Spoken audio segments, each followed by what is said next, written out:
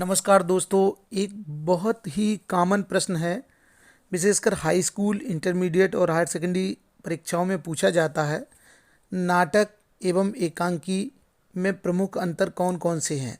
और इस प्रश्न में ये भी छिपा हुआ होता है कि वास्तव में नाटक कहते किसे हैं और एकांकी किसे कहते हैं।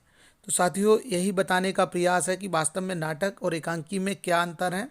तो पहला अंतर जो नाटक और एकांकी में है वो है कि नाटक में एक मुख्य कथा के साथ साथ अन्य प्रासंगिक कथाएं होती हैं।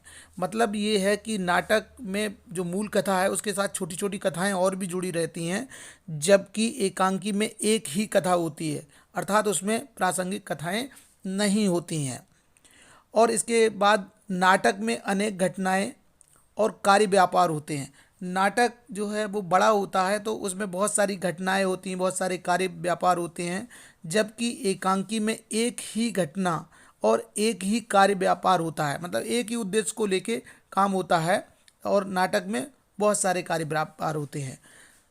इसके बाद है नाटक में अनेक अंक होते हैं और जबकि एकांकी में एक ही अंक होता है। नाटक बड़ा है तो उसमें बहुत सारे अंक होते हैं, जबकि एकांकी में एक ही अंक होता है और इसीलिए एकांकी को एकांकी भी कहा जाता है, मतलब छोटा नाटक कह सकते हैं। इसके अलावा नाटक में विस्तार होता है। नाटक बहुत बड़ा होता है, जैसा मैंने पहले भी बताया, नाटक में व्यापकता होती है, जबकि एकांकी में संक्षिप्तता होती है। एकांकी छोटा होता है, विषय की दृष्टि से भी एकांकी छोटा है और जबकि नाटक बड़ा है। ये जो प्रश्न बहुत ज़्यादा पूछा जाता है, बहुत बार परीक्षाओं में पूछा जाता है, इसको बताने का छोटा सा प्रयास। यदि वीडियो अच्छा लगे तो शेयर करें, कमेंट्स करें। वीडियो देखने के लिए आपका बहुत बहुत धन्यवाद।